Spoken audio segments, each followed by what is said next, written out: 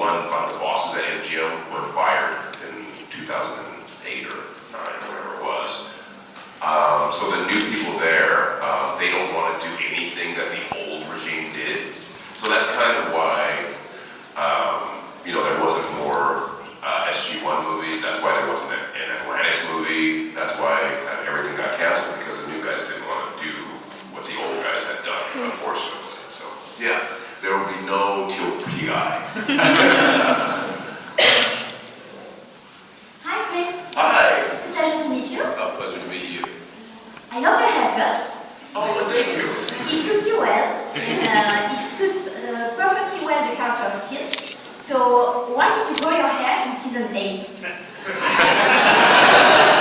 So you gave me all those compliments and saying the hair. Truly, it was when I first auditioned for Teal'c, I had very long hair, like down my back long, and I didn't hear anything, and so the pilot season was starting. So generally means playing cops or lawyers or whatever it is. Thug black guy number 2.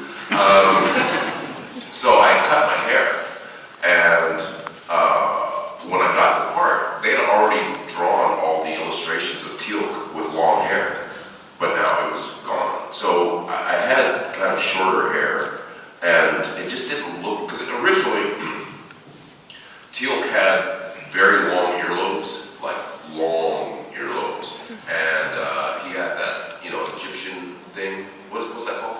The goatee. It's not called a goatee. The Egyptian thing. That thing. What's that called? What? Barbichette en français.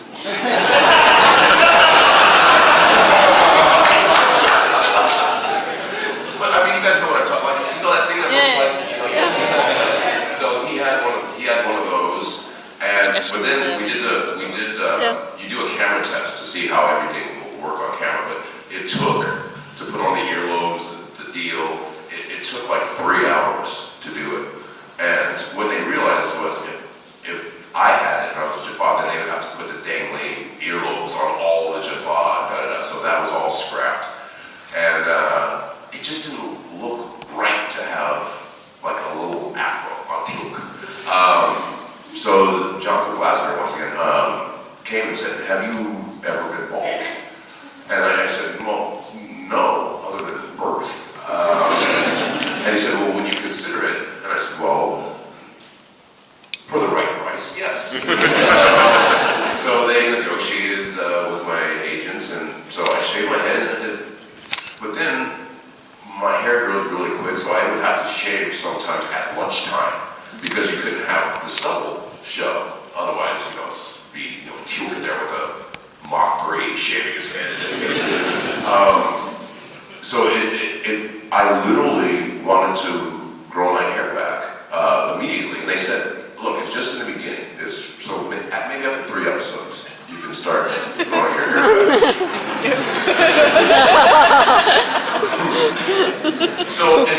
But the producers were okay with me. It was MGM who they just did some of the most ridiculous crap. So after the show aired, and the pilot of Stargate was at that time the highest rated cable program ever. So as soon as something is successful, executives always get nervous about changing anything. So we had to let MGM know that Teal'c is going to start growing his hair back long the way it was when we hired him. And MGM said no, he has to stay bald. And I said, "Well, why?" He said, "Because the fans won't know who you are."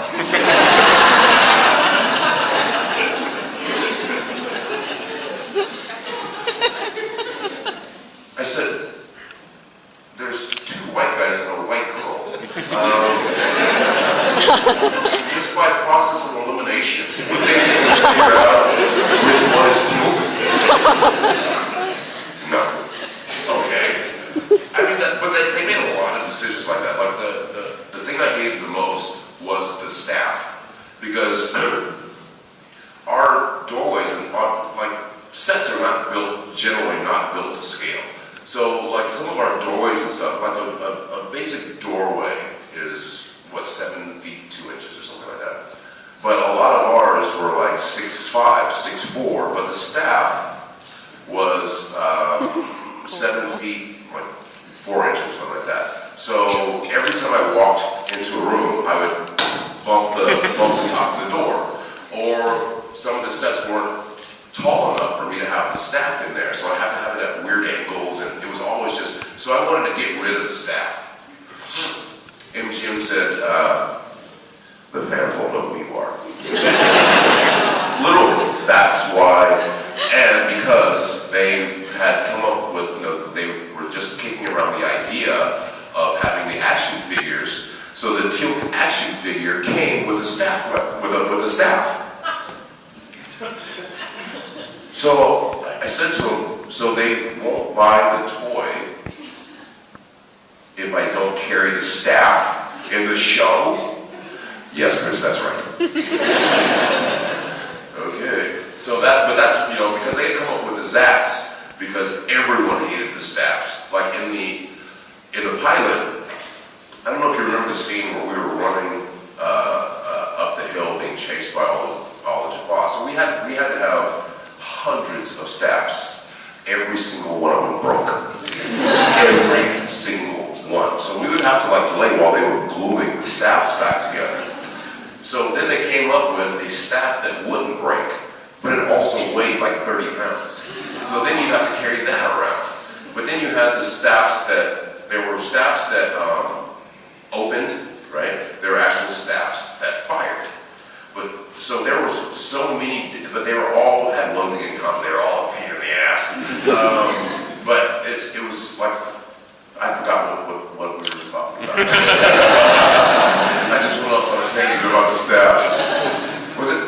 Oh, my hair. Yeah, I grew my hair because I got tired of shaving my head. That's why. that is why. That's the only reason. I just got sick of shaving my head. That's just when Michael do the Teal'c. So hi. Hi. I'm here. So it's very exciting to meet you. Oh, thank you. So as you suppose we have all seen, or many of us have seen The Dark Knight Rises. I want to know how it feels like to be pushed against the wall by Batman.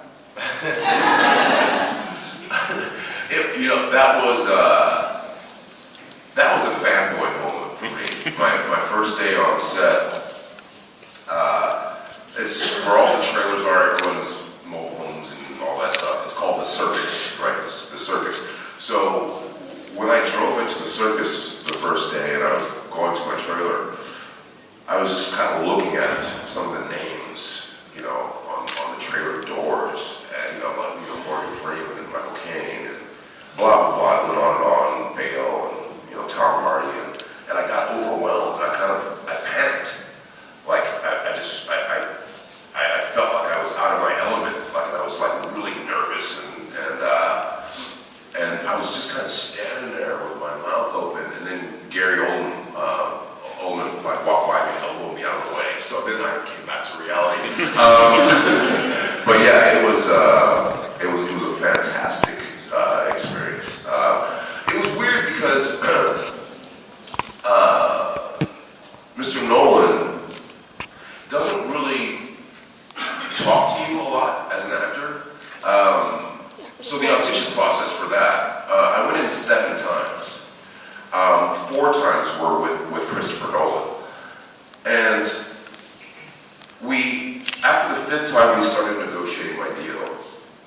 And so I thought I had it.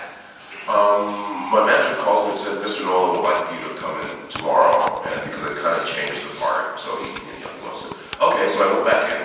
Everything went fine. We started negotiating my deal again. So about 2 weeks into this negotiation, I get a call from my manager saying, Mr. Nolan would like to see you again, and he wants you to prepare an Eastern European accent. As a black guy in Hollywood, I don't get many calls to do an Eastern European accent. So I tried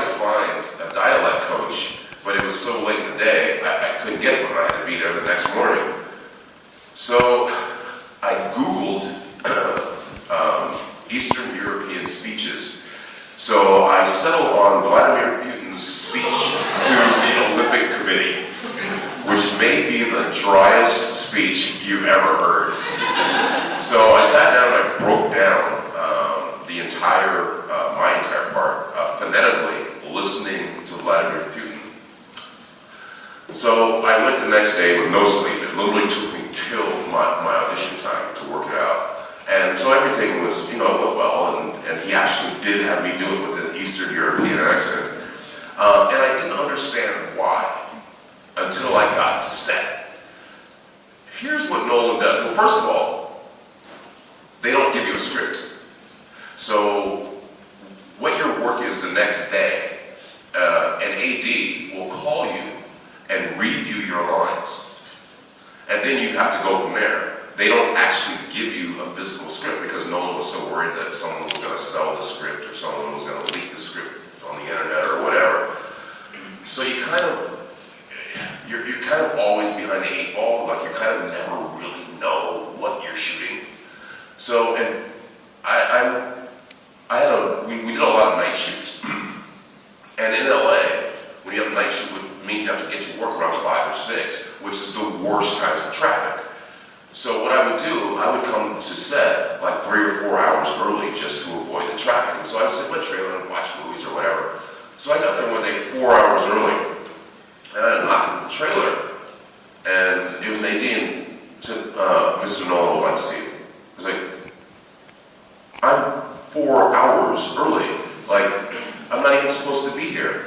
And the AD said, would you like to tell Mr. Nolan that? I'll be right there. So we went, and he literally said, hi, and said, okay, this is what we're shooting. I'm like, what? He's like, this is the scene we're doing. And he said, you start over there, you say whatever you're going to say, and you end up there. Okay, go get changed. Okay. So where are you going? Where are you going? Where are you going? Where are you going? You're going to Carrie Fisher's line, aren't you?